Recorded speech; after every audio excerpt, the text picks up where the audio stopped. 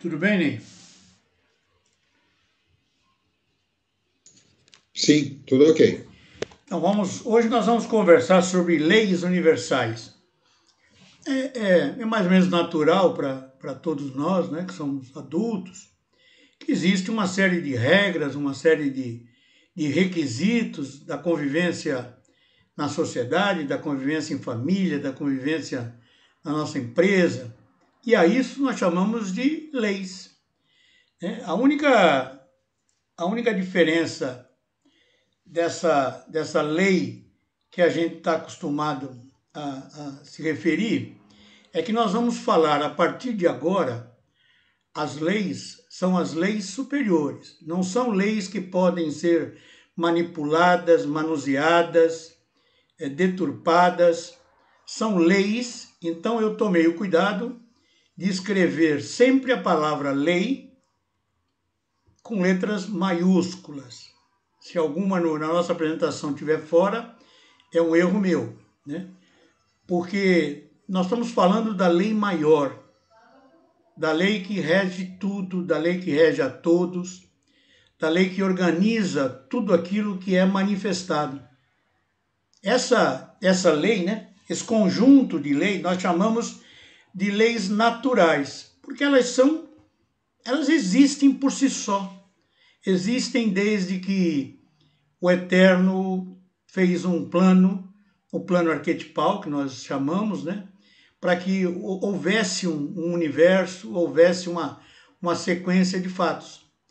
E essas leis, essas regras, elas acabam, é óbvio que regendo toda a evolução humana, todo o caminhar humano, né? Toda a nossa caminhada de toda a humanidade está pendurada, está regida por essas leis.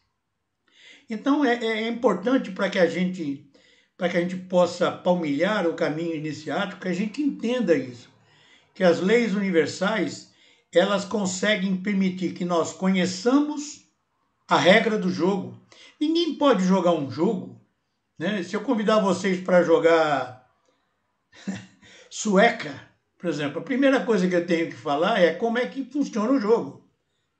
Então, as leis naturais são as regras do grande jogo de estar vivo, de estar vivendo em comunhão com os outros irmãos, de estar vivendo com a nossa família, com a nossa empresa, com com nossos pares, com os outros países, tudo aquilo que está manifestado. Nós temos que saber e entender como é que funciona essa grande lei. Então, eu vou falar sobre algumas leis, pensei 13, 14, 15 leis, que eu vou falar vou abordar de maneira rápida, para que a gente possa chegar numa coisa sintética, né? Mas essas leis, elas são visíveis, perceptíveis. Então, vamos só dar uma passagem por elas. Uma lei da harmonia, né? Tudo que está manifestado exige uma harmonia entre as partes, né? Numa família, se não existir harmonia entre o pai, a mãe e os filhos, não tem como essa família cumprir a sua obrigação, fazer as suas coisas. Da mesma maneira num condomínio, da mesma maneira numa empresa, da mesma maneira no nosso globo terrestre. O ser humano ele tem que viver em harmonia com a natureza. Então essa lei da harmonia, ela é uma lei importante, porque ela pressupõe que a soma das partes vai formar um todo. E esse todo tem que estar harmônico, né? Tem que estar coeso. E uma coisa que é importante, né? Num time de futebol, por exemplo, não adianta o zagueiro ser muito bom se o meio-campista não alimenta o ataque para fazer gol. Ou seja, cada parte, nada é sozinho, né? Nada existe sozinho. O ser humano, ele não pode viver sem estar em harmonia, em sintonia com os demais seres humanos. Numa família, não pode um filho ficar encostado num canto, sem participar das coisas da família, sem se importar com tudo, né? E assim, o corpo humano, né? Tem um exemplo antigo que eu sempre lembro. O fígado do homem não é nada, é um fígado. Ele só é alguma coisa quando ele está junto com o resto do corpo humano. Um coração, importantíssimo coração. O coração sozinho não é nada. O coração tem que estar em harmonia com o corpo. Então tem que ter um sangue bom, o pulmão tem que oxigenar, o fígado o rim tem que filtrar, o fígado tem que ajudar na digestão. Então o ser humano também é composto por partes que tem que viver em harmonia. E esse é o grande foco, né? Essa harmonia vai nos facilitar o caminho da evolução, o caminho iniciático, o caminho de elevação. Também, por exemplo, eu pensei aqui um exemplo de um egoísmo desmedido e um sacrifício extremado. Um ser que é muito egoísta, ele atrapalha a sociedade, porque ele não ajuda a construção da sociedade. Mas, ao mesmo tempo, um ser que faz um sacrifício enorme, chegando até a morte, ele também não ajuda, porque ele destruiu o indivíduo, e o indivíduo é parte da humanidade, ele tem que estar bem para ser harmônico o conjunto, né? Então, até nesse plano, nós vamos perceber essa necessidade da harmonia.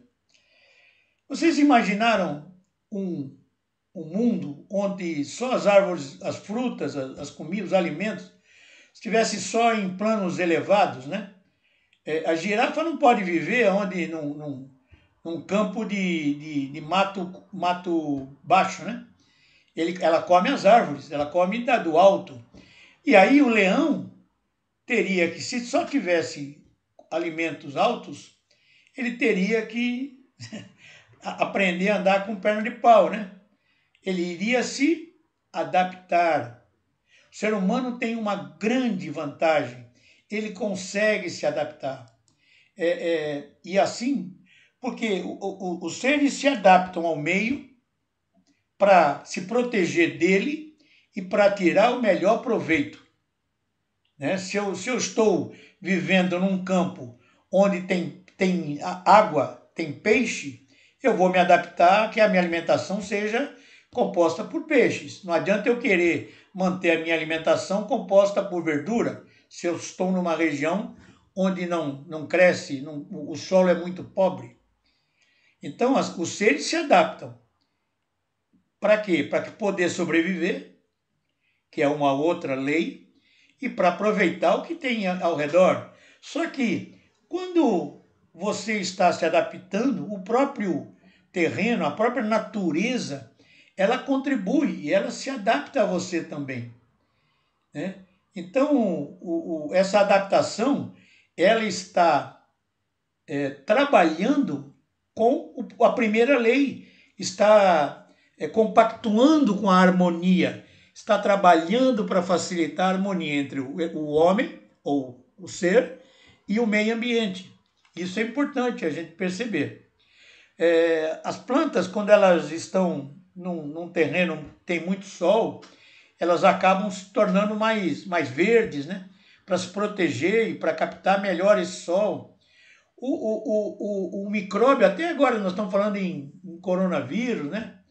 Esse micróbio, quando ele entra na corrente, ele procura se adaptar ao corpo para que possa se proteger dos ataques de proteção do corpo. Até isso é uma adaptação. Os esquimós, eles se adaptam a viver no frio. Você já imaginou, assim como os árabes, né? O pessoal lá do deserto se acostumou a viver no deserto e acaba tendo a sua adaptação e vive. E tira do deserto seu alimento. Os esquimós, eles vivem num frio intenso.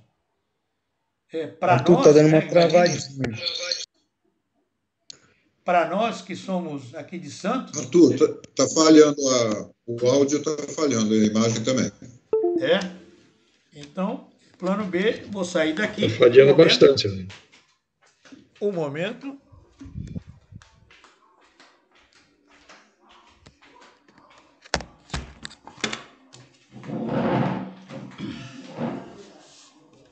A lei do movimento. Tudo que é visível também, que tudo que está manifestado está em movimento, né? O movimento é um modelo de manifestação universal. Tudo que está vivo está em movimento. Aquilo que está parado está morto. A alternância entre movimento e repouso, isso dá vida. Essa vibração também é uma das leis, um dos axiomas de Hermès, né? Não existe nada que seja contínuo numa só posição. O nosso respirar, nosso coração, o som, ele se movimenta através de vibração, as ondas sonoras, né? A luz também se propaga através de ondas. A eletricidade é o modelo mais clássico, né? De movimento, né? Se é corrente contínua, você trabalha com 0 e 24, ou 0 e 12.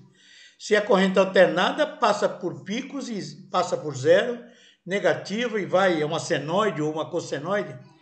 Enfim, o movimento é fundamental. Tudo que está parado, morre.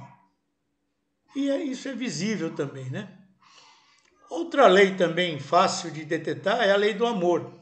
Mas aqui nós vamos encarar a lei do amor não como o amor entre um homem e uma mulher. O amor entre dois elementos, né, que podem até ser minerais, vegetais, até são duas coisas que tendem a se unir para propiciar a continuação.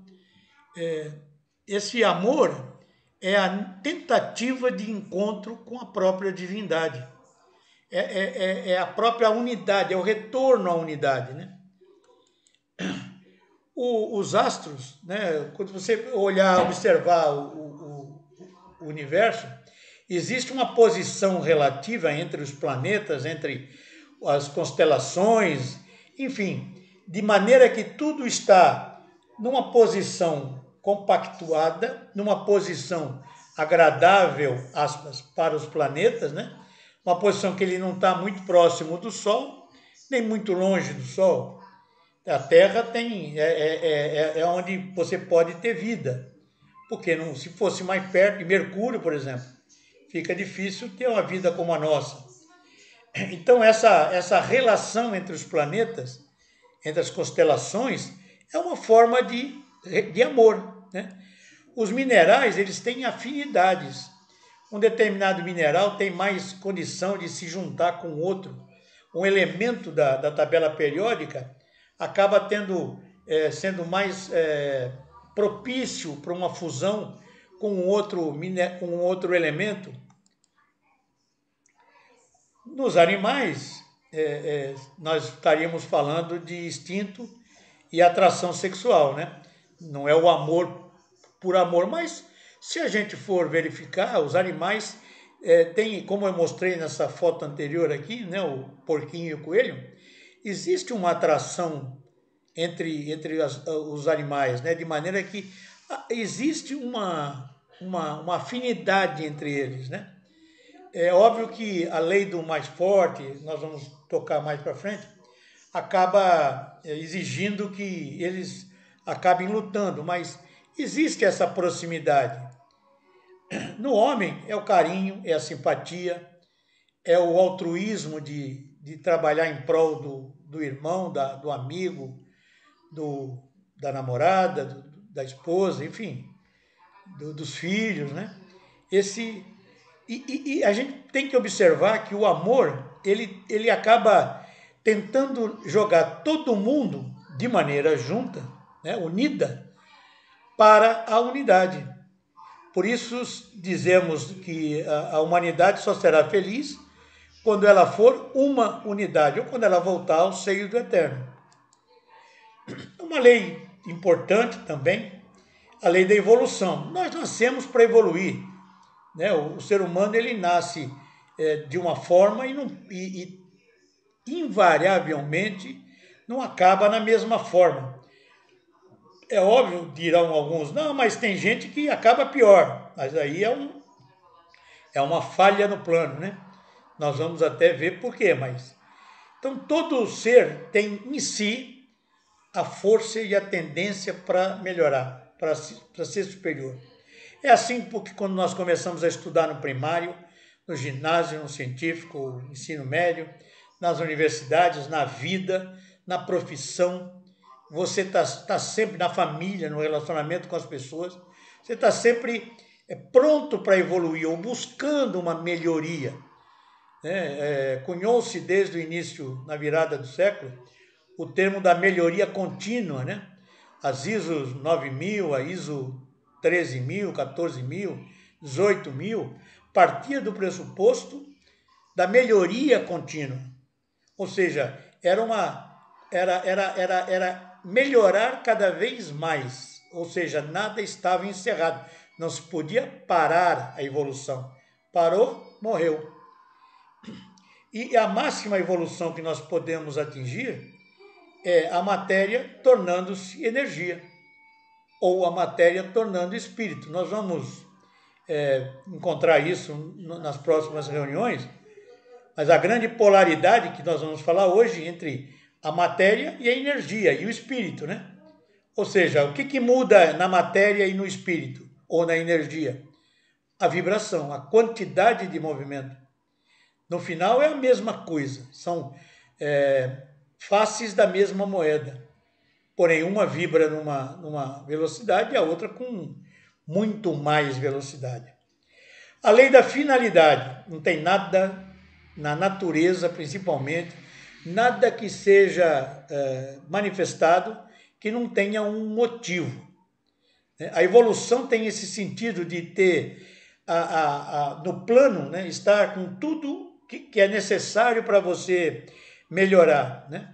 Então, o fato de você dizer, não, mas não existe finalidade nisso, naquilo, significa que a gente pode viver de qualquer maneira que vai evoluir. Não é assim, né? A evolução pressupõe que a gente use, ou adote, ou absorva as coisas existentes para poder chegar a essa etapa da finalidade, né?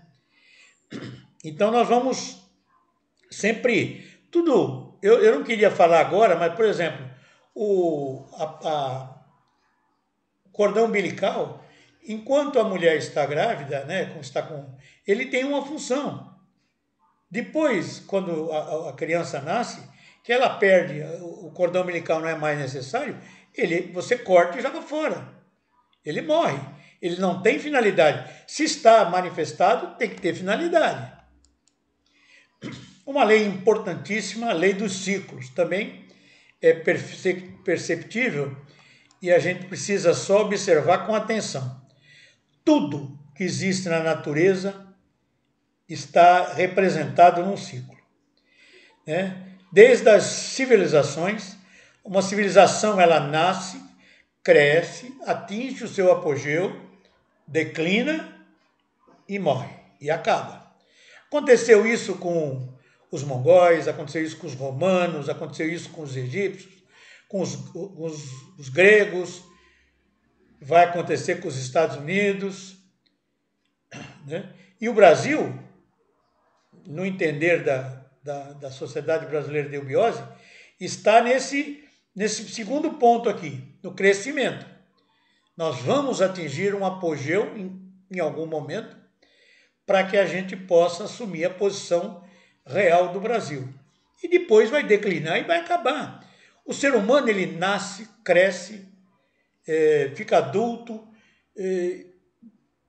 chega à velhice e morre, né? As árvores, a semente germina, transforma-se em broto, transforma-se numa árvore, as árvores dão frutos, os frutos têm sementes, as flores caem.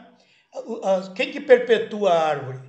As árvores frutíferas, por exemplo, são as sementes, que depois nasce um outro ciclo. aquilo que está manifestado acaba tendo uma vida útil. No próprio nosso dia, né? Manhã, tarde e noite. E já começa amanhã de novo. Uma hora é feita de 60 minutos. E 1 minuto é feito de 60 segundos. O ano começa com o outono, passa pelo inverno, passa pela primavera, amadurece no verão e começa o outono de novo. E a vida que segue. Né?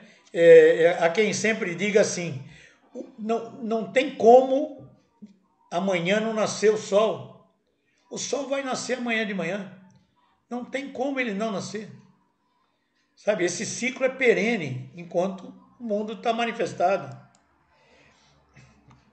Aqui é a mesma coisa, né, do próprio ser humano.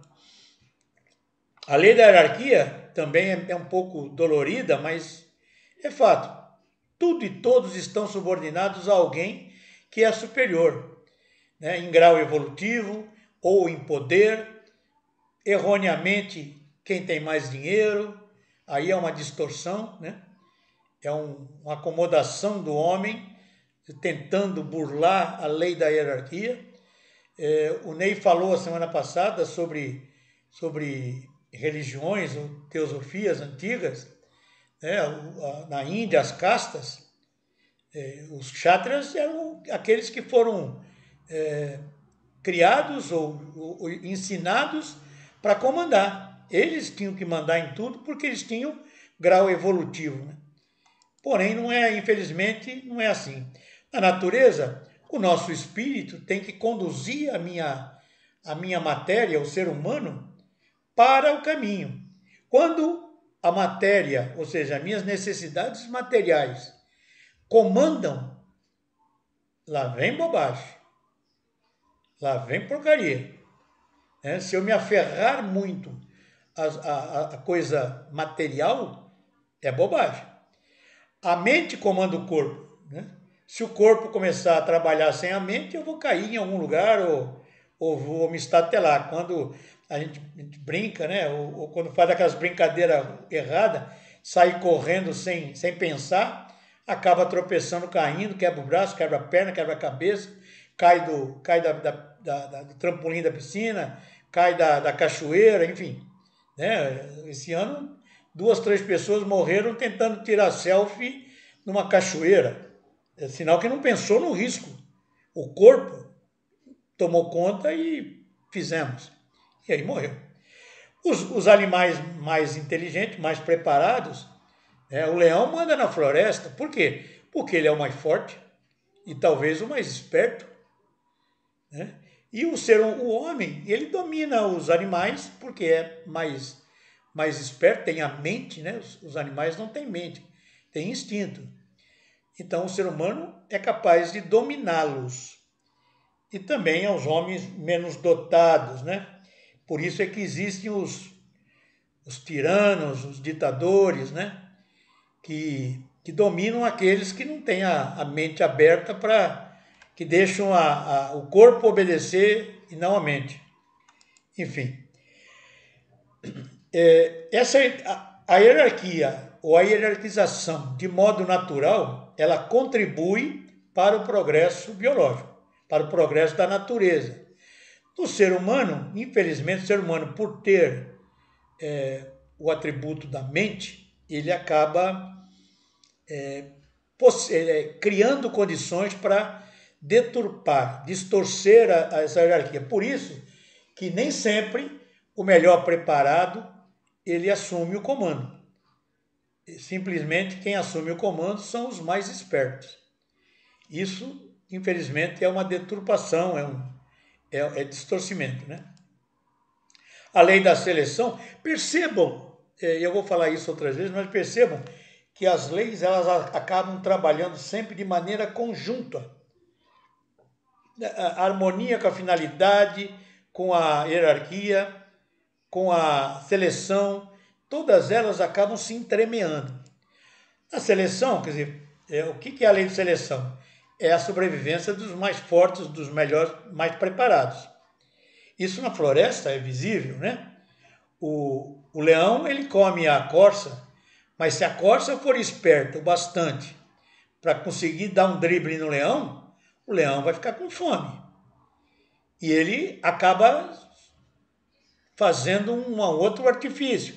Mas é assim que você tem uma seleção da natureza, né? É assim que existe, todo mundo vive em harmonia, os seres, os animais acabam vivendo e sobrevivendo os melhores preparados, né?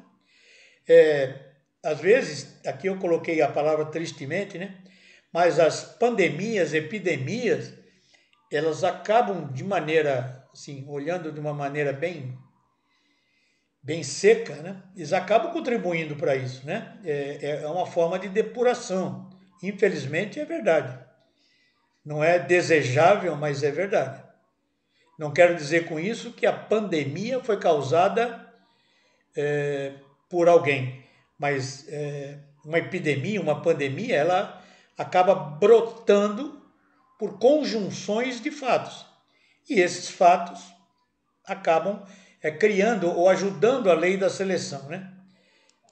Por exemplo, existem muitos estudos dizendo que a Terra não suporta 10 bilhões de pessoas vivendo nem 30. E os estudos dizem que nós vamos chegar a 30 em 2050. 30 bilhões de pessoas nesse globo não tem como. Não tem como. Tem que haver uma seleção. O Ney comentou a semana passada, né, que num corpo doente, num corpo não sadio, num corpo faminto, não dá para se falar com espiritualidade, não dá para falar em crescimento espiritual, evolutivo, muito menos participar da seleção. Então, para que a gente possa trabalhar, nosso corpo físico é o famoso mente sã in corpore sã, né? Então, é fundamental o ser humano ter um físico o melhor possível para poder estar trabalhando nessa lei da seleção ou participando dela de maneira ativa, né? A lei da herança, é óbvio que tudo aquilo que nós falamos da adaptabilidade, da hierarquia, da seleção, ele acaba sendo traduzido para poder ser evolutivo, traduzido para próximas gerações. Então, os nossos descendentes acabam gerando seres que nós vamos gerar descendentes com as características que nós herdamos e com as que nós criamos nesse momento. Eu tenho filhos e tenho netos. É perceptível que os meus netos têm uma agilidade mental maior do que a agilidade mental dos meus filhos. Não quero dizer que eles eram burros, mas há uma diferença entre a criança 2000, a milenal, que seja assim, e da década de 70 e da década de 50, e da década de 40, de 30.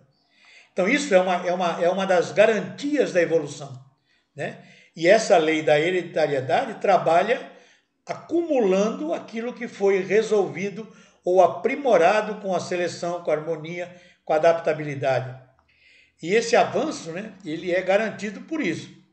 Só que a gente precisa tomar cuidado, porque da mesma maneira que eu acabo criando seres com condições melhores, dependendo de como eu posso me portar, eu posso criar seres com algumas, aspas, falhas, né? Eu posso passar para a minha próxima geração, conceitos bons ou conceitos maus, ou situações psicológicas, por exemplo. Existem estudos, né? Eu não sou especialista nisso, de que essa geração milenal tem uma postura psicológica diferente das anteriores. Ou seja, eles certamente também herdaram, vou chamar de genes, né? Dos seus pais, né? Da geração de 70, 80, que não são os melhores possíveis, poderiam ser melhores. Então, o bem, ele ajuda, e o mal acaba atrapalhando um pouco. Só que nós precisamos entender que todos nós, enquanto manifestados, temos responsabilidade com a perpetuação da espécie. Nós temos que garantir o futuro. A Sociedade Brasileira de Eubiose diz assim: a esperança da colheita reside na semente. Nós temos que plantar jovens, plantar entre aspas, né? Criar jovens, adolescentes, crianças bons para que o futuro seja promissor. Isso é importante. A lei da analogia, existe um mundo tangível ou um mundo que não pode ser tocado, nós chamamos de macrocosmos, né? O universo como um todo, e o microcosmo. É natural, já rodou diversas vezes vídeos que mostram que a situação do universo tem uma similaridade muito grande com a nossa corrente sanguínea, por exemplo. Então, a nossa corrente sanguínea, ou a nossa rede de veias e artérias, elas são semelhantes aos rios, né? Existe tudo uma analogia. O sistema, que aquilo que eu falei anteriormente de proximidade dos planetas, né, manterem uma posição relativa, o átomo, que digamos que é a nossa matéria, nosso elemento fundamental, ele tem lá um núcleo e os elétrons gravitando como se fossem planetas ao redor do Sol, que é o núcleo. E uma coisa interessante também, tudo que o ser humano cria, ele cria após observação. Então, a máquina fotográfica trabalha da maneira que o nosso olho trabalha. Da mesma maneira que o nosso sistema auditivo acabou ajudando na criação de instrumentos, de aparelhos, né? Porque essa observação, se é assim para a humanidade e funciona, eu vou criar algo análogo, algo semelhante. E a gente poderia dizer que não existe nada de novo sobre o nosso céu, né? Porque tudo existe por analogia, foi criado em função de alguma coisa. O computador é um grande cérebro, é um cérebro acelerado, né? Bom, a próxima lei, vou usar a mesma figura que o Ney usou, que é a figura do Yin Yang, da polaridade. É importante a gente entender essa coisa da polaridade, a lei dos contrários.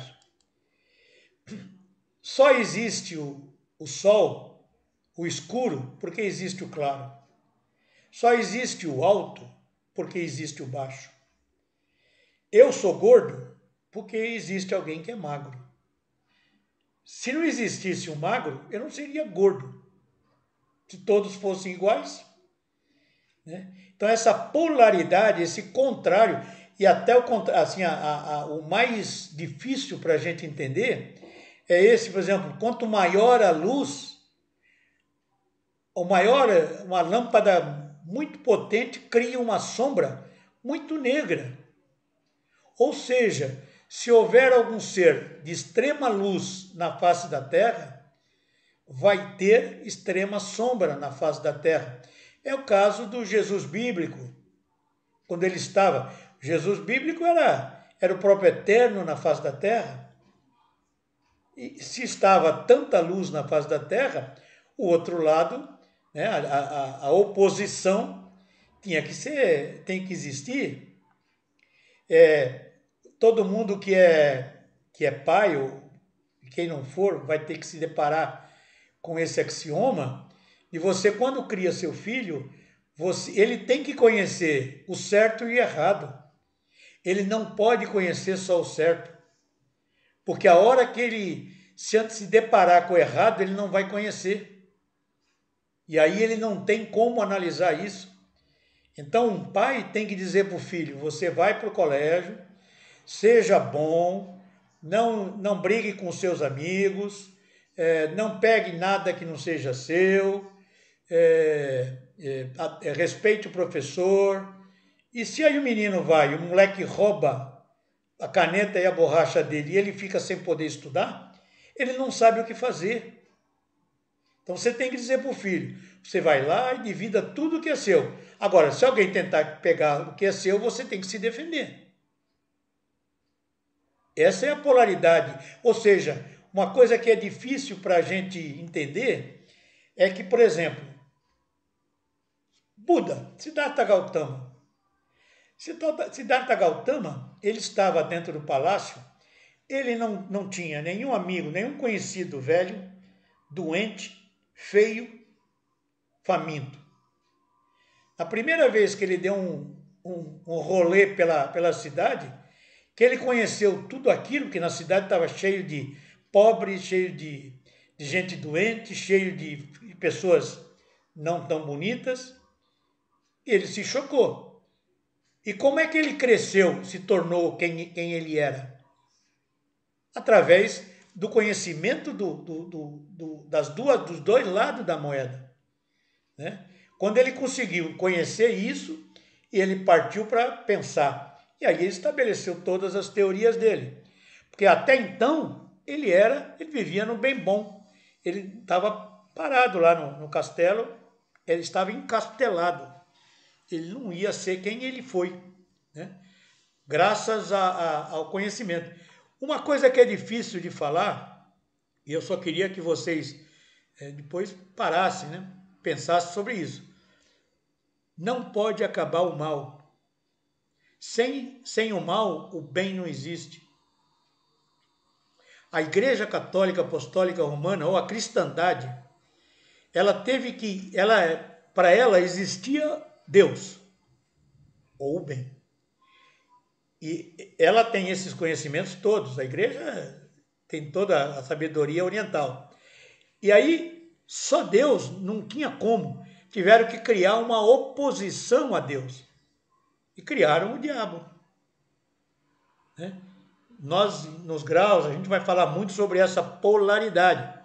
Mas, na verdade, a bem da verdade, aliás, o assim chamado diabo, nada mais é do que uma oposição para que aquele Deus pudesse existir.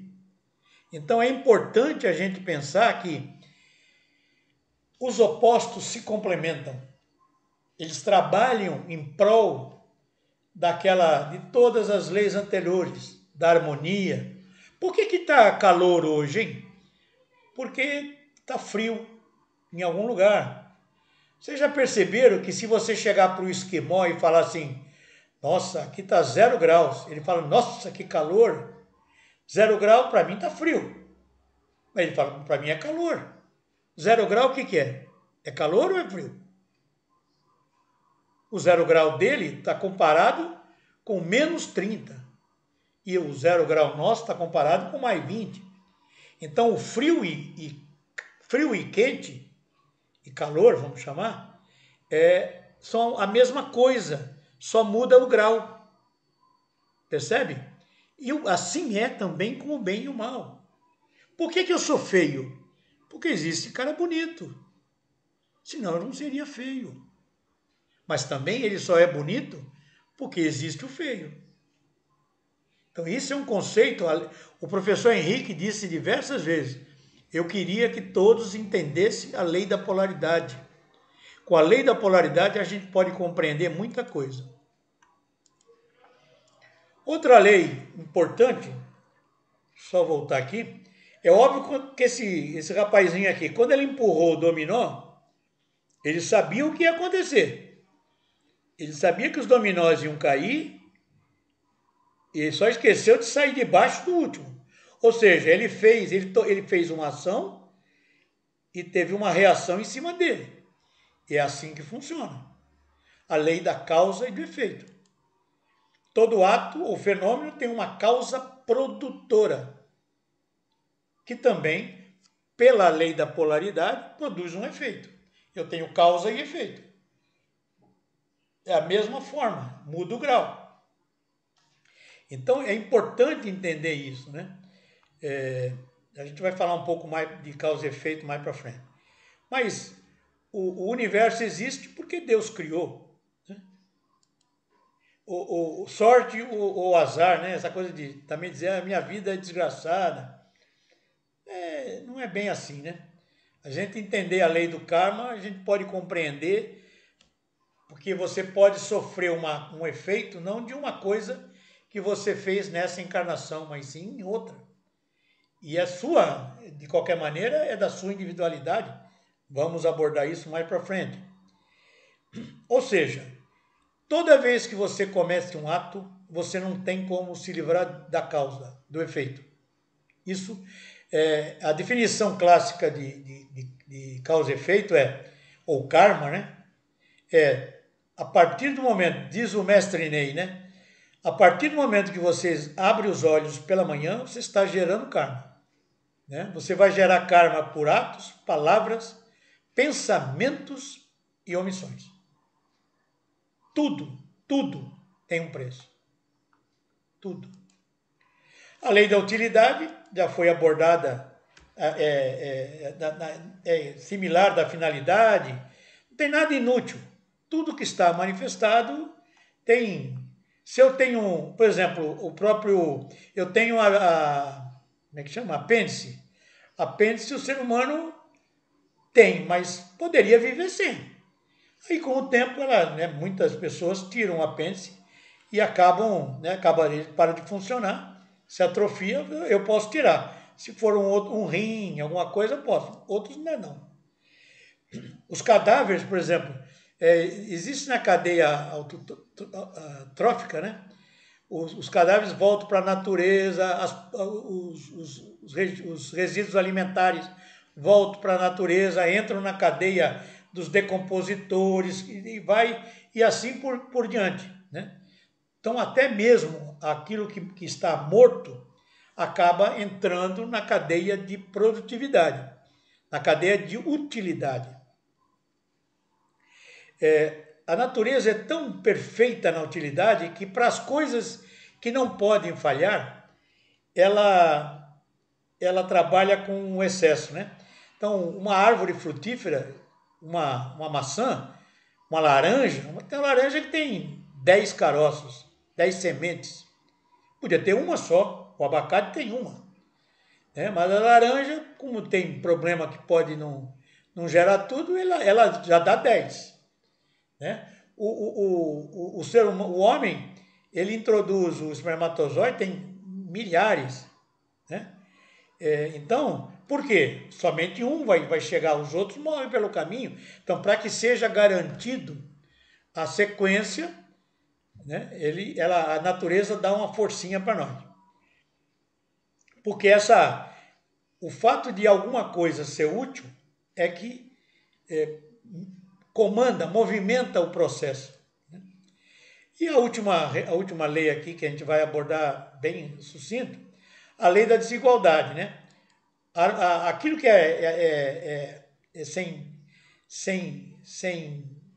que é igual, ele não vai para frente. Né? Existe quem diga que, a Lúcia fala isso, para a gente ir para frente precisa tropeçar. A gente precisa sair, né, do caminhar, dar uma tropeçada, você vai para frente. Então, precisa ter um diferencial, precisa ter o quê? Um movimento. Até o motor elétrico, ele é composto por desigualdade. Né? Peguem um rotor de um motor, ele tem ranhuras que não correspondem às ranhuras do estator. E aí o 01, 01, 01, 01, 01, 01, 01, acaba movimentando. E assim né? A desigualdade, ela movimenta, ela facilita aquela lei do movimento. Então aqui, a corrente elétrica, né? Aqui eu peguei o exemplo da alternada, se ela fosse igual, né? Se ela fosse aqui no eixo do zero, não adiantava, não tinha energia elétrica. Ela se movimenta, atinge ponto máximo, passa por zero, vem para o negativo, passa por zero, vai para o positivo, e assim eu posso movimentar o mundo. A mesma coisa na digestão, né? Se não houvesse uma desigualdade entre os meus ácidos, as minhas linfas, as minhas enzimas e o alimento não conseguiria haver a digestão, né? E aí eu não, o fato da nosso sistema digestório também inserir enzimas e tirar alimentos, né? Tirar insumos para o corpo. Essa diferença entre o alimento e a nossa enzima é que ajuda. E sem diferença de ideia não há progresso, né? É óbvio que é visível que ao longo de milênios, na Idade Média era proibido pensar. Aí veio o Renascimento.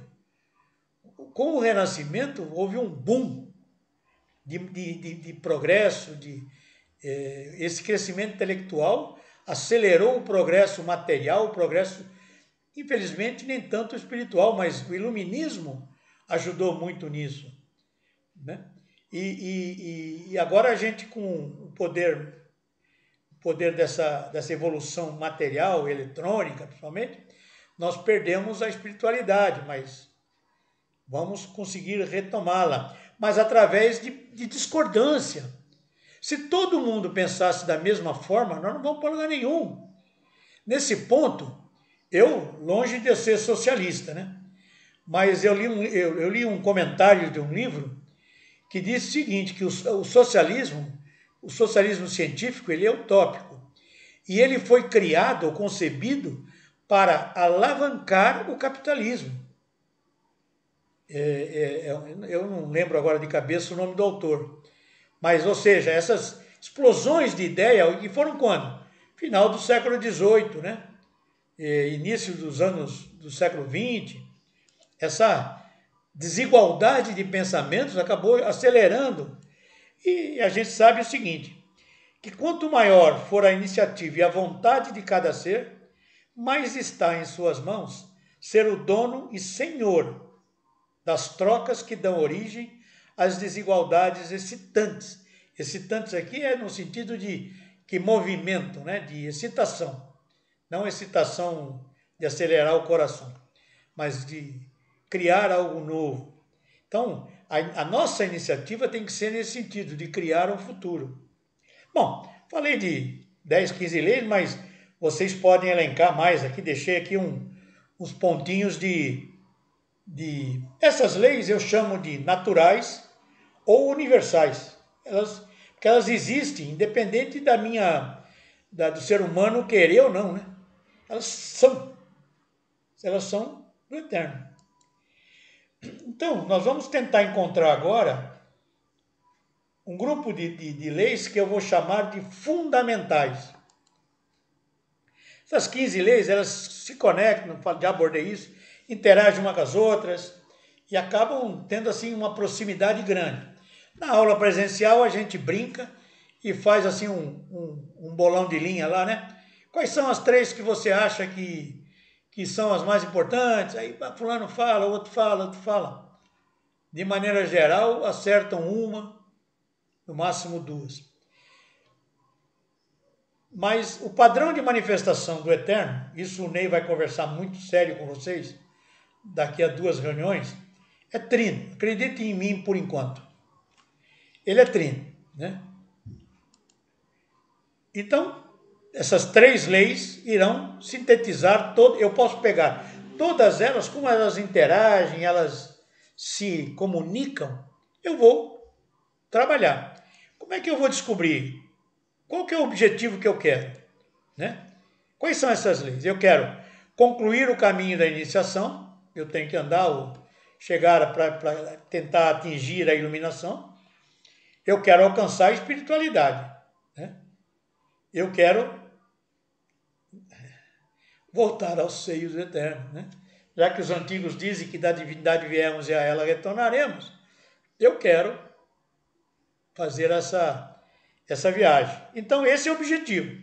Puxa, o que eu preciso para ser isso?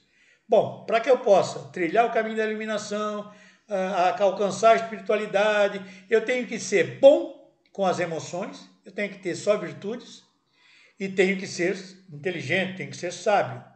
Eu tenho que trabalhar com o binômio mente e coração. E nós vamos ver que entre esse binômio mente e coração, é a base de quase todo o nosso caminhar. Mas eu tenho que me tornar santo, né? Só virtudes. E aqui eu escolhi o São Francisco de Assis para dar essa ideia do santo. E sábios, porque ele não deixava de ser sábio também. Então eu quero evoluir. Isso é me tornar santos e sábios. Isso é evoluir. É atingir um patamar acima da humanidade normal.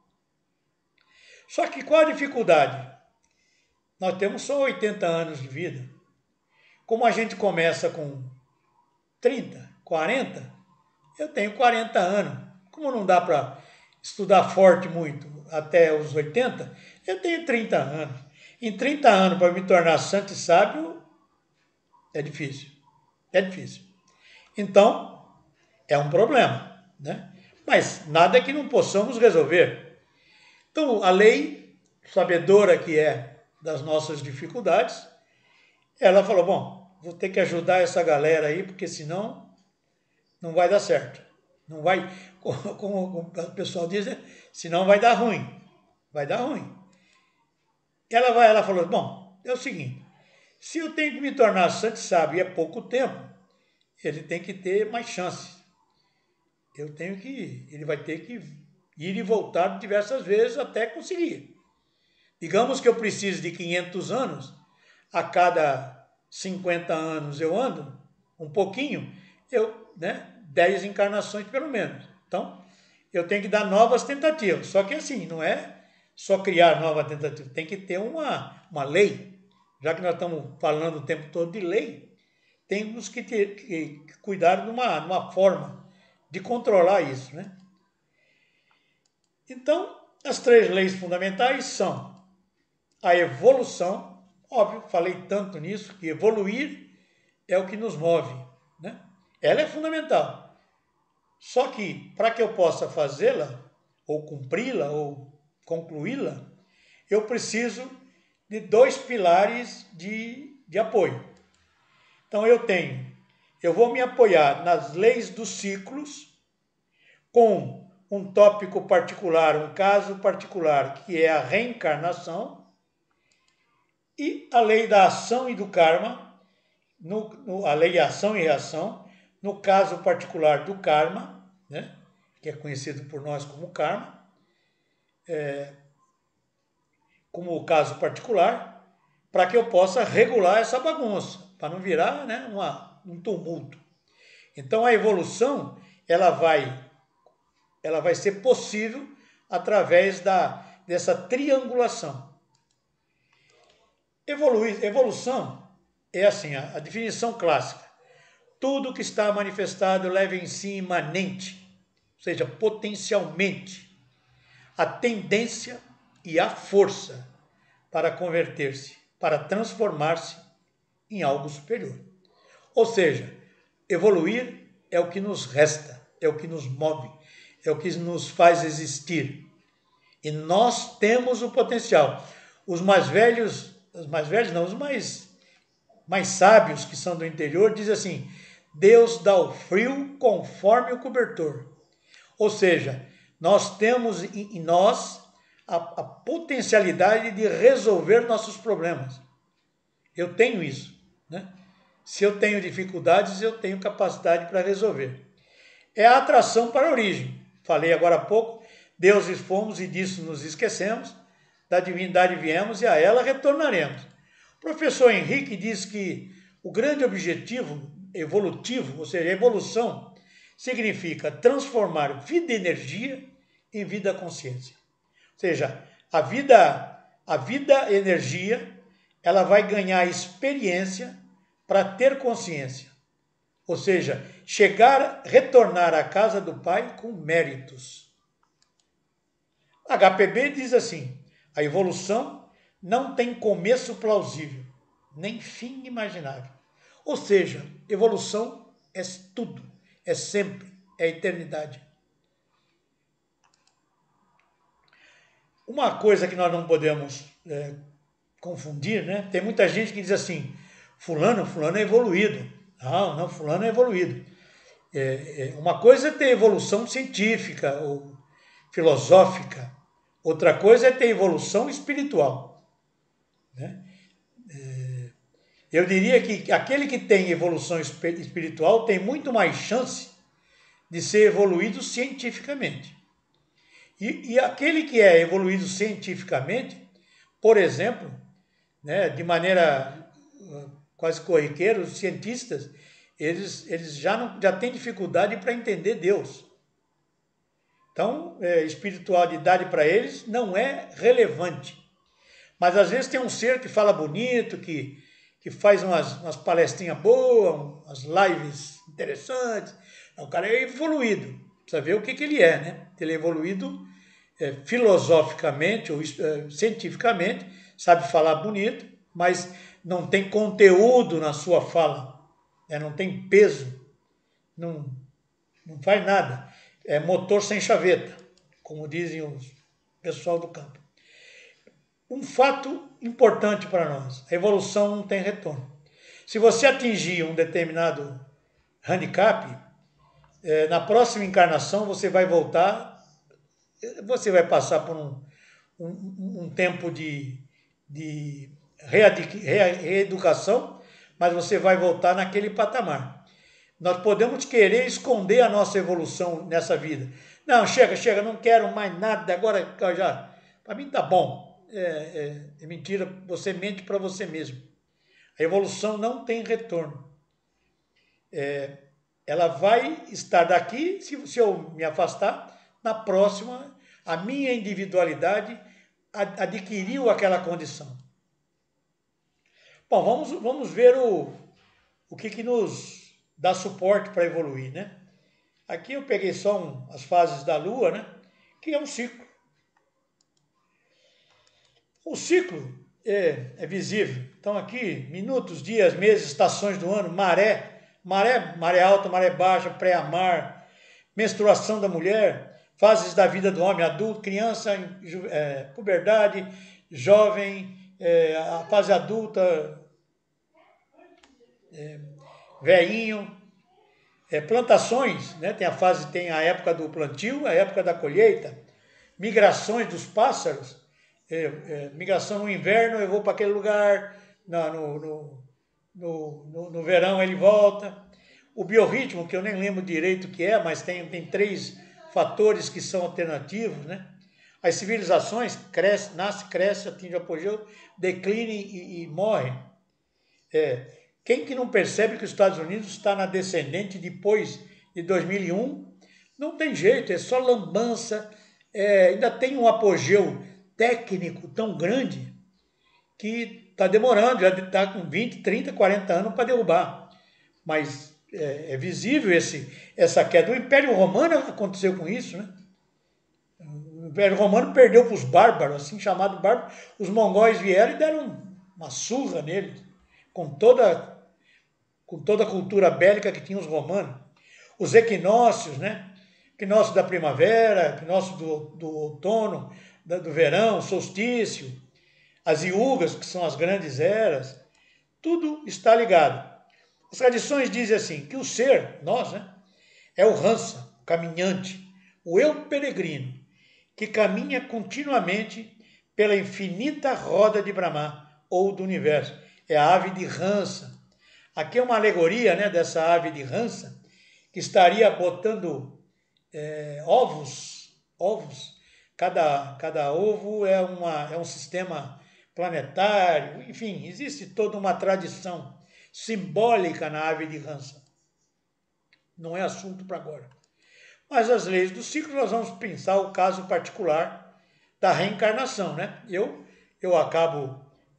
vou sair da face da Terra, vou para um outro lugar e volto. Isso chama-se roda de Sansara. Esse ciclo de nascimentos e mortes. Esse ciclo de reencarnatório.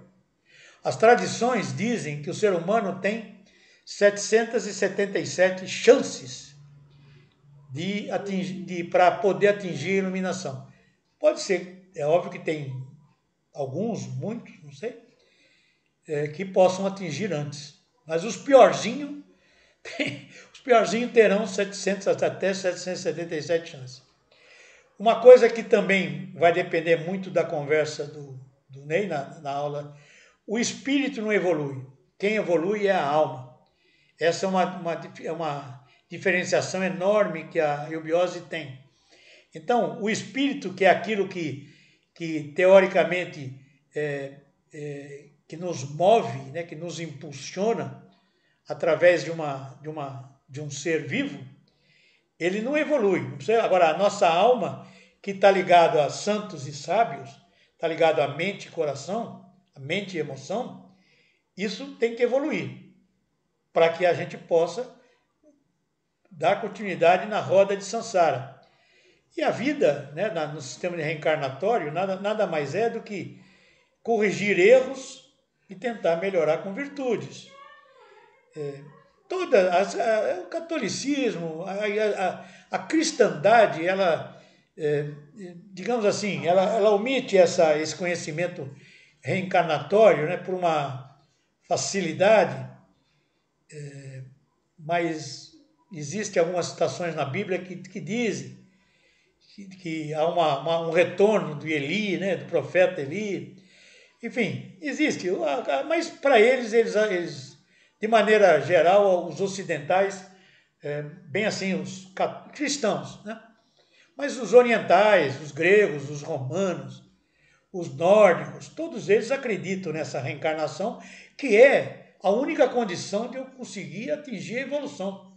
Sem a reencarnação, volto para aquela parte lá. É um problema que não tem solução, né? Não tenho como eu ser santo e sábio em 20 anos. Os próprios gregos dizem, para atingirmos o nível do homem ideal, será necessário que voltassem diversas vezes ao corpo. Mentem somatose ou mentem sarcose. Isso é um conceito, acho que a Lúcia fala alguma coisa mais para frente.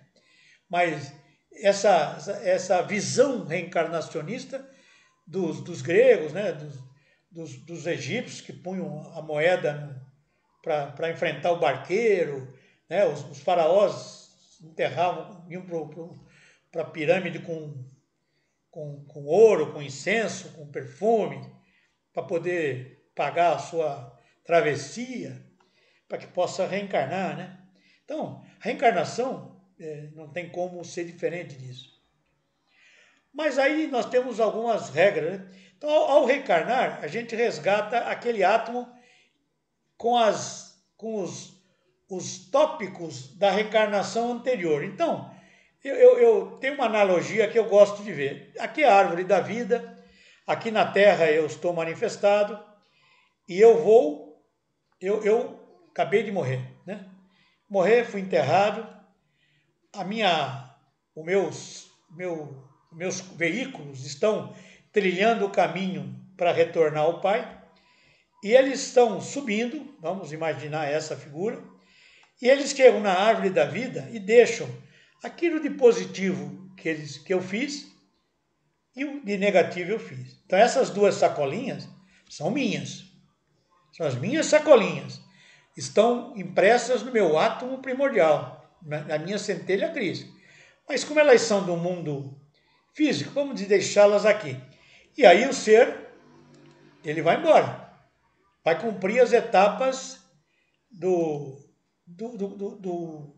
da reencarnação. Aí, lá na frente, ele vai reencarnar. Na árvore da vida, a sacolinha está lá. Tem meu nome aqui, Arthur. Só que agora não vou me chamar Arthur, eu vou me chamar Mariazinha. Mas ele sabe que sou eu, né? O número, vamos chamar por número, vai. É o 315. Então, 315 está lá. Eu vou passar ali, pegar minhas sacolas de tendências positivas e tendências negativas, que em última análise, esse é o meu karma. É o karma passado. E vou retornar para viver, tá certo? Então, como eu falei, todas as nossas experiências estavam gravadas ali. Nessa encarnação, elas vão, vamos dizer assim, ampliadas, né? O que é importante, o professor Henrique diz que é uma bênção para nós, que a gente, como a alma não reencarna totalmente, a gente não consegue lembrar de vidas passadas. talvez se o fizéssemos, poderíamos ter decepções enormes, porque eu não sei quem eu fui numa vida passada, né? E, por favor, essa coisa de vida passada que todo mundo é sacerdotisa celta, é príncipe, é princesa, devagar, né? No passado também tinha assassino, tinha... Então, é bom não lembrar mesmo, deixa quieto. Deixa quieto. Eu sei o seguinte, eu estou encarnado, eu tenho que fazer o melhor possível. Quando nós estamos voltando, né, quando nós estamos indo, eu estou me resgatando, eu estou me depurando e depois eu vou voltar. Nessa ida, nessa vinda, eu fiz um plano para tentar corrigir o meu karma, minhas pendências, digamos assim. Então, através desse ato, e aqui eu não quero abordar muito, porque na aula de veículo astral nós vamos falar com mais propriedade disso aqui, mas através dessa reencarnação, você pode, ao longo de inúmeras vezes, você vai se depurando, né? Você vai corrigindo, melhorando. Infelizmente, não é sempre assim, né? Bom, mas aqui é a roda de Sansara, ó.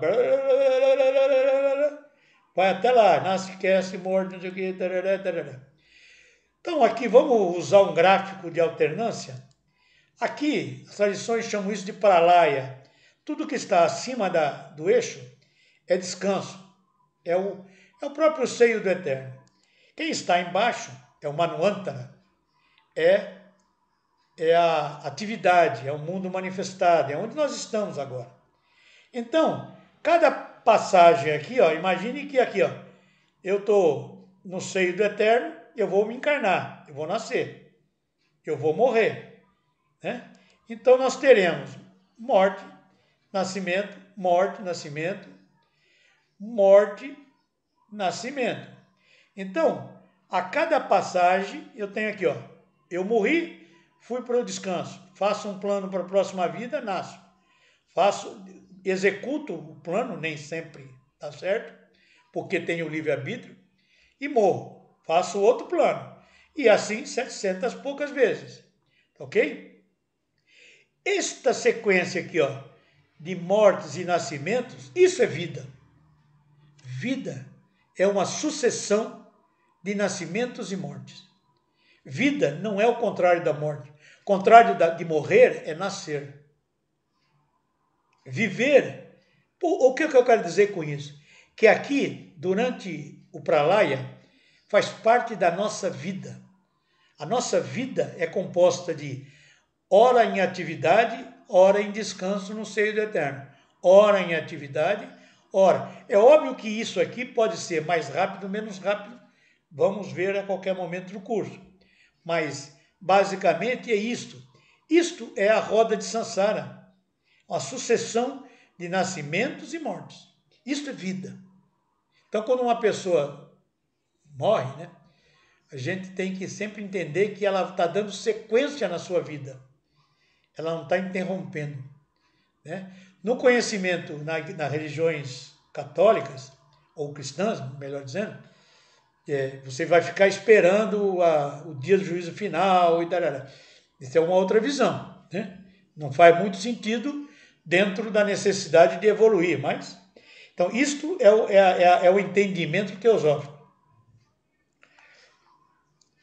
E se eu estou regulado, eu tenho já como ir e voltar diversas vezes, agora eu tenho que ter a justiça. Eu tenho que ter a lei da causa e do efeito, ação e reação. No caso particular, karma. Ou o karma. Antigamente o K tinha saído, a gente escrevia muito com K, com C. Mas o karma voltou, pode ser escrito de uma maneira ou de outra. Até o Newton, né? A toda ação corresponde uma ação de igual intensidade em sentido contrário. O karma é isso mesmo. Aquela coisa do dominó. Eu derrubo o dominó, ele vai dar a volta, vai cair em cima de mim. Não tem jeito, né? A toda ação corresponde uma ação de igual intensidade. Olha, Newton era genial, né? Os conhecimentos antigos dizem o seguinte: o karma escraviza o ignorante e liberta o sábio. Por quê? Conhecer essa lei, saber como é que ela atua, acaba me possibilitando não fazer muita bobagem. Não que a gente, para ser perfeito, né, tem que caminhar um pouco. Mas eu posso errar menos, no mínimo, né, na pior das hipóteses. E liberta o sábio. Aquele que é sábio já, ele sabe o que tem que ser feito. Quem semeia ventos, colhe tempestades.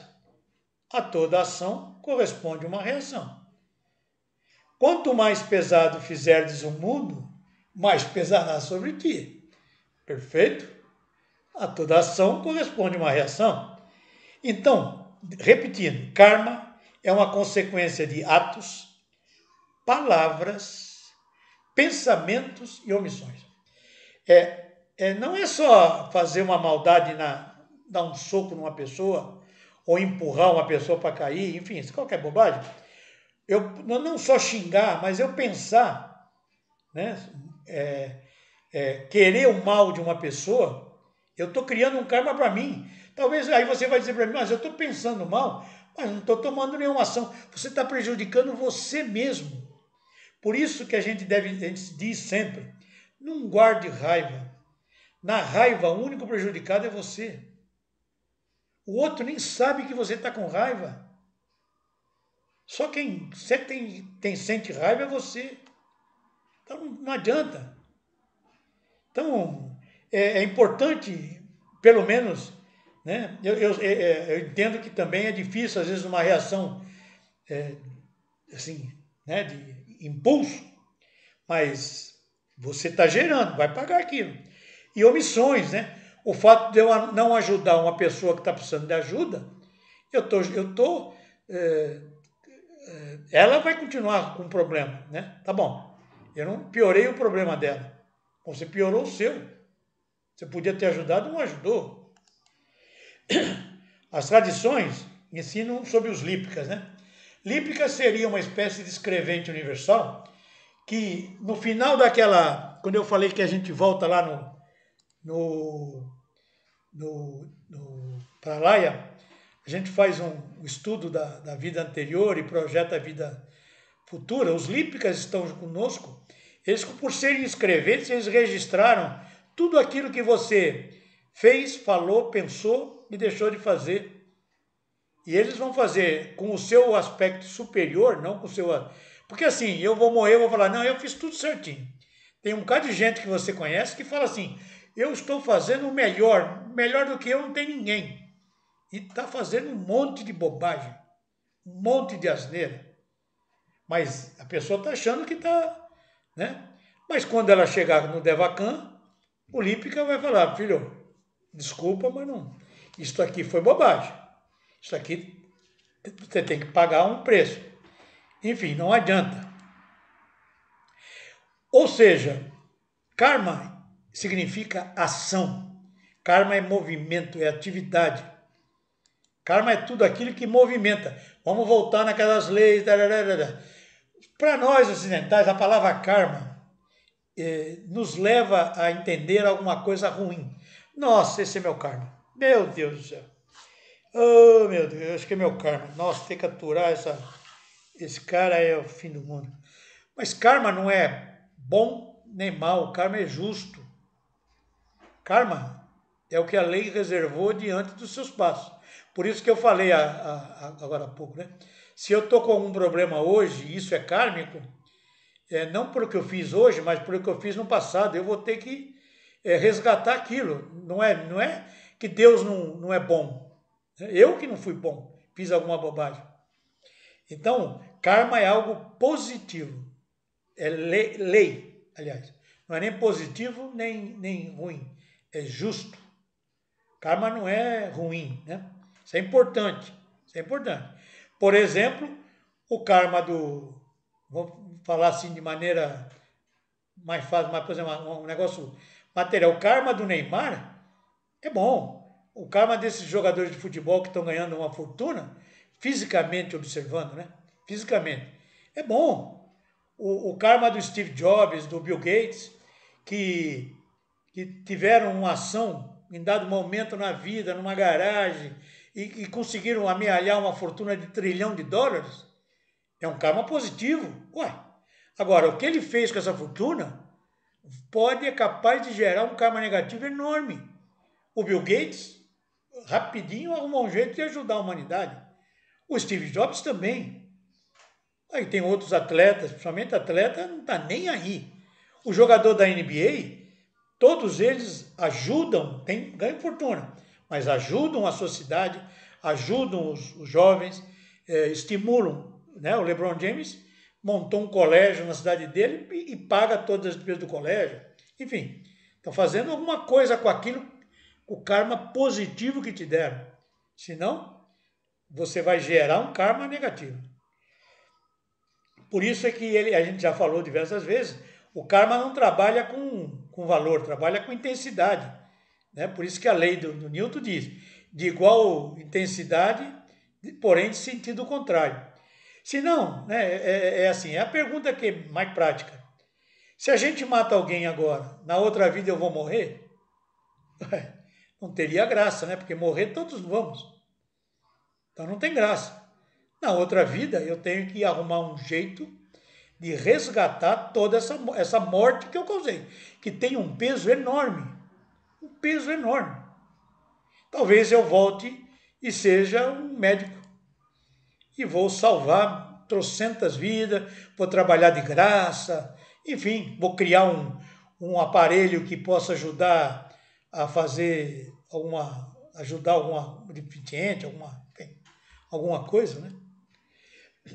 Então, o karma é uma lei natural também, regula a nossa existência.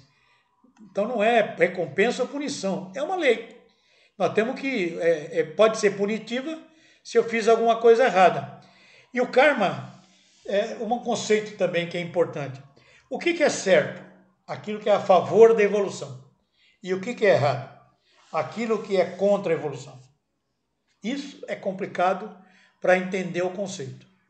Então, o exemplo mais clássico, e eu estou vendo uma série agora, chama O Julgamento, não sei em que canal que é, acho que no 648, que é a questão, um piloto da Suécia, estava alguém sequestrou um avião com 150 pessoas a bordo e disse que ia jogar em cima de um campo de futebol que tinha 70 mil pessoas. Aí a Suécia colocou os jatos ao lado do avião, mandaram parar, o cara não parou, e tararé, tararé, tararé. Aí quando ele falou, eu vou me jogar em cima daquilo lá, eu vou matar 70 mil pessoas. Eu quero isso, quero aquilo, senão eu vou matar, não tem jeito. E aí ele já direcionou para jogar, aí o caça que estava do lado bombardeou ele e morreram 140 pessoas.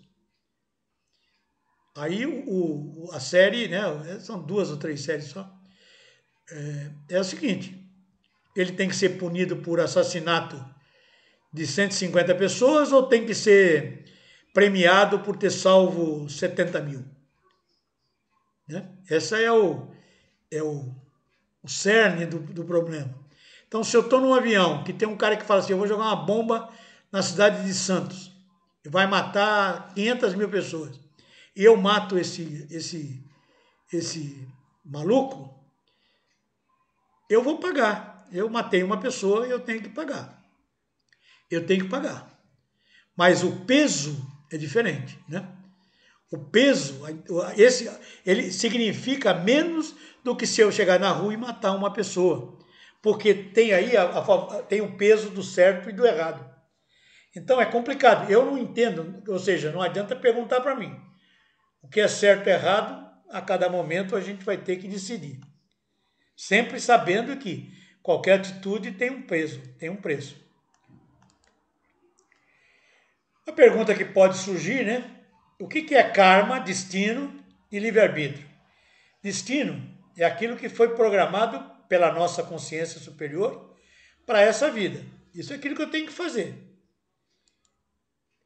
E o livre-arbítrio é como é que o homem vai andar nisso. Né? Não significa assim, eu vou sentar e esperar acontecer, não vai ter jeito mesmo. Não. Eu tenho que saber como eu vou enfrentar isso.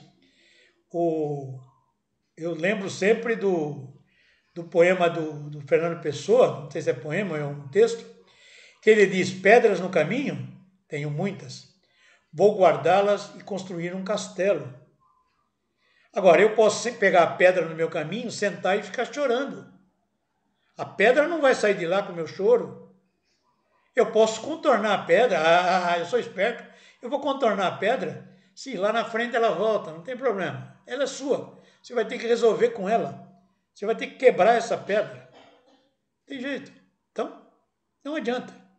Né? Isso não é o seu destino. Mas tem essa pedra, então não adianta, vou morrer mesmo. Não, você tem que... E aí entra de novo o conceito: Deus dá o frio conforme o cobertor. Qualquer problema que nós tenhamos, nós temos capacidade de resolver. Só que ninguém falou que pode ser gostoso, pode ser agradável, pode ser... Não é cansativo, não, ou seja, nem sempre a situação de conforto é a mais indicada. Bom, mas quais são os tipos de karma que nós temos? O karma acumulado, que é fruto, esse karma da sacolinha lá, ele vem de sempre. O karma ativo é o que sobrou, né? Que eu projetei para fazer nessa vida. Lembram-se? Opa, aqui não está se recusando agora. Deixa eu ver aqui. Aqui. Então, eu estou descendo, eu vim com karma. Esse é o karma dessa vida. Eu tenho que resolver, tá certo? Não deu certo a minha coisa aqui. É o karma atual. Eu vou tentar trabalhar ele, é o karma ativo. E existe o karma novo, ou seja, além de eu não resolver o karma antigo, eu gero mais karma novo. Ou seja, eu gero mais, aumento a minha sacolinha negativa. Percebe? Em vez de resolver, eu aumento, que infelizmente, de maneira geral, que se vê. Né? Então, isso é assim, eu venho, por isso que tem 777 chances de voltar, porque eu volto e faço um monte de bobagem, aí a lei fala assim, volta e tenta fazer de novo. Então, eu vou trabalhar com aquisição ou resgate. Né? Tudo aquilo que eu faço, eu posso estar ganhando karma novo ou aumentando. Tanto aí que eu estou falando karma novo, eu estou falando positivo ou negativo. Tá certo? Eu posso fazer uma série de coisas boas e ter um karma positivo. Ou posso, infelizmente, fazer um bocado de coisa mal, né, má, e também aumentar minha sacolinha negativa. Ou posso estar resgatando simplesmente. Com isso, por exemplo, sou um médico, salvei diversas pessoas, trabalho de graça, atendo na periferia. Olha, nossa, eu estou fazendo aquilo que eu posso. Eu estou resgatando. Né? E os tipos de karma que são... como é que eles podem se diferenciar, né? É o karma individual, que é mais esse que eu estou falando, que nós falamos agora. É o karma pessoal. Porém, é óbvio que tem o karma familiar. Se eu nasci na mesma família, nessa família, todos nós, famílias, amigos, a gente acaba sempre voltando na mesma situação.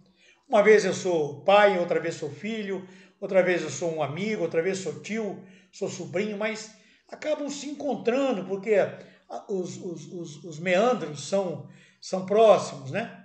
E o karma familiar, que às vezes alguém fala assim, por que eu tenho um filho com alguma deficiência? Por exemplo, é o exemplo mais que dá para ver melhor. Se eu tiver um filho com alguma deficiência, uma síndrome de Down, por exemplo, ele pode estar resgatando um karma dele de uma maneira heróica, dando uma encarnação, mas ao mesmo tempo ele tá trabalhando para que aquele pai, a mãe e o irmão cresçam e resgatem alguns karmas pessoais deles. E com isso a família evolui. né? Ele não trabalha só para ele. Ele está trabalhando para que a mãe possa crescer, o pai, o irmão, aquela professora que vai ensiná-lo. Enfim, existe uma ligação, né? O coletivo de uma mesma cidade, a gente sempre diz, o karma do Rio de Janeiro é complicado. O Rio de Janeiro é danadinho, né? Tem muitos problemas lá e assim como outras cidades, né? Ou seja, por que a gente nasce em alguma cidade? Também em função dessa necessidade de solução, né? Porque não todos iriam querer nascer em Paris nos bons tempos, né? Não Paris na Revolução Francesa. Teve gente que nasceu na Revolução Francesa. Aqueles que nasceram em Paris na Revolução Francesa, tenho a certeza que tinham um karma para resgatar.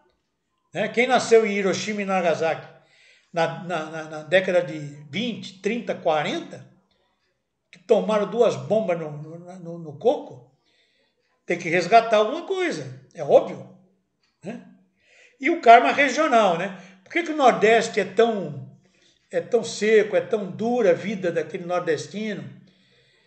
Talvez aquela senhora que a gente vê nas fotografias, que está lá fazendo sopa de pedra para sobreviver, seja a última encarnação dela, ela só precisa daquilo para poder atingir a iluminação. Não sei, ninguém sabe. Né? O fato é, ela nasceu lá por um motivo. Né? E ela está vivendo. Se ela viver sem se irritar, sem blasfemar, ela vai conseguir resgatar. Agora, se ela ficar lá chorando todo dia, gritando, xingando, ela não vai resgatar.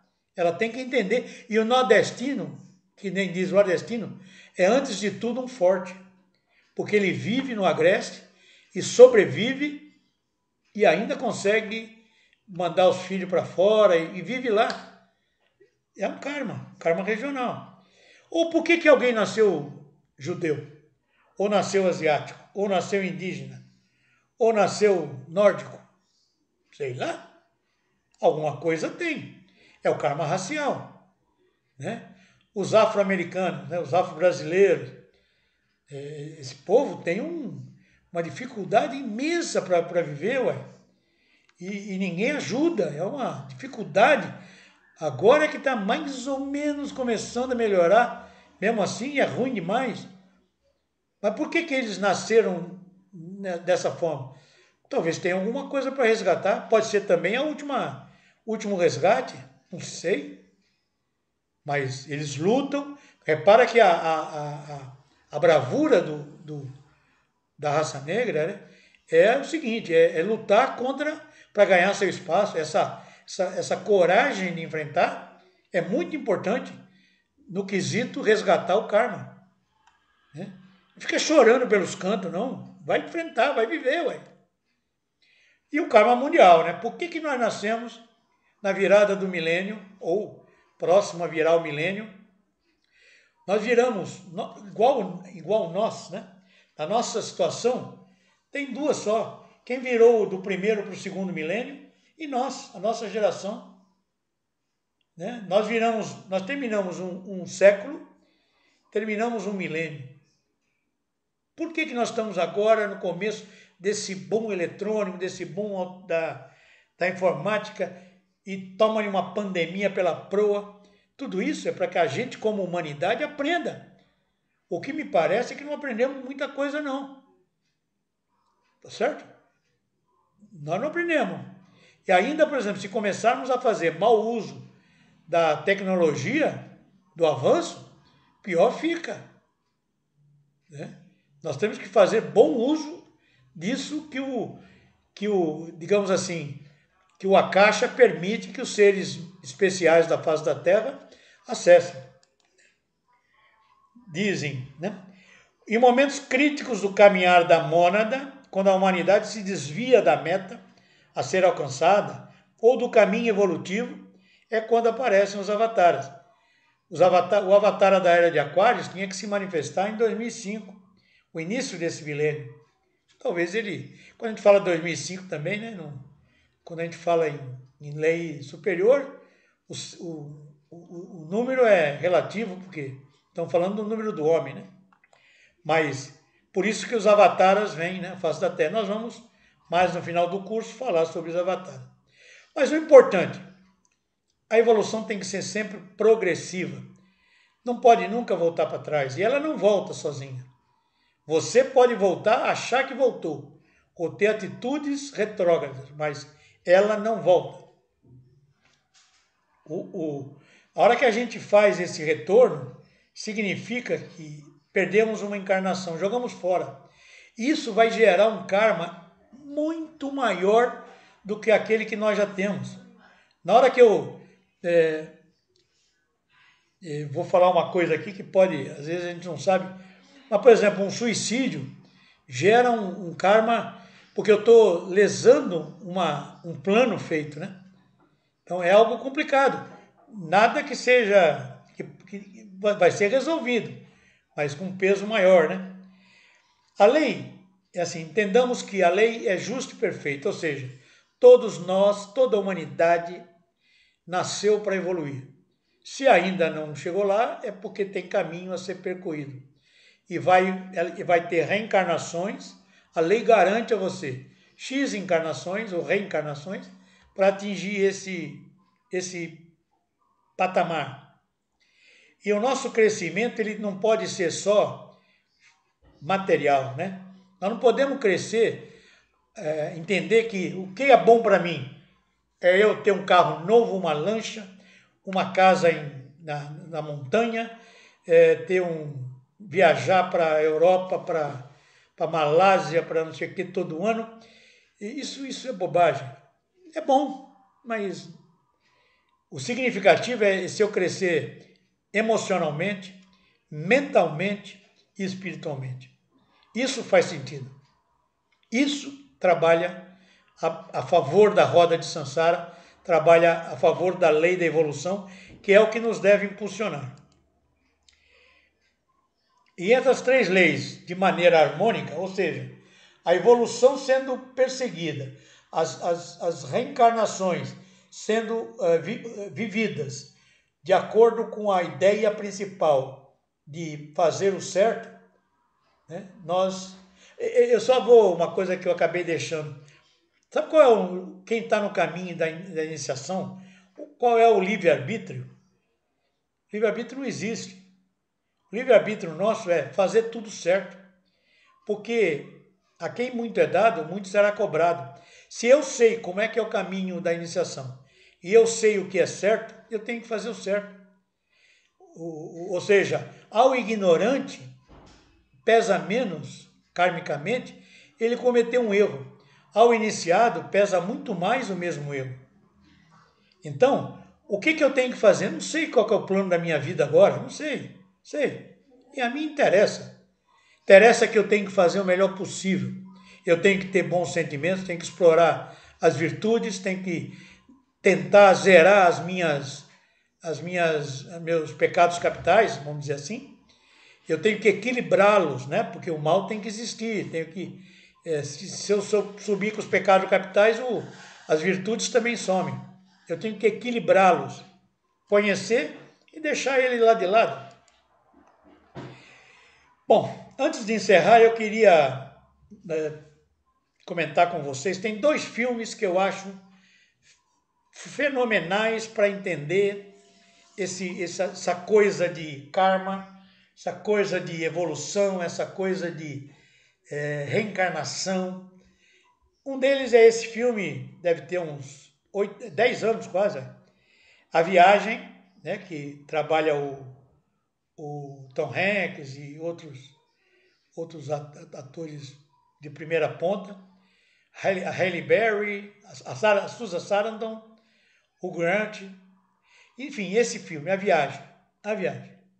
Quem assistiu, assista de novo. Vocês vão perceber que isto é uma reencarnação coletiva de seres que, durante boa parte da vida, ou de diversas vidas, nasceram e reencarnaram em diversas situações ou posições relativas mais próximos, né? O que o Tom Hanks era na primeira vida que aparece, ele faz uma sacanagem com alguém. Na segunda, ele está junto, ajudando esse mesmo alguém. E na terceira, ele está tentando resgatar, ou seja, ele mostra essa proximidade, o karma individual, o karma coletivo, o karma familiar. E essa proximidade e essa evolução. No final do filme, o Tom Hanks atinge a sua evolução. Já dei um spoiler. E o outro filme também muito interessante é um filme mais antigo, Feitiço do Tempo, com o Bill Murray. Também mostra uma série de reencarnações e como você pode desperdiçar as reencarnações ou como você pode aproveitá-las para poder fazer alguma coisa positiva. No caso dele, ele gerou uma roda de samsara, que era acordar sempre no mesmo dia, né?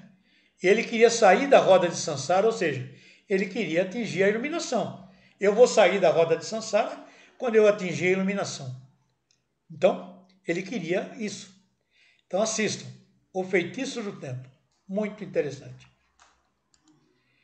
Um recado rápido para quem não pôde participar das reuniões anteriores e quer participar.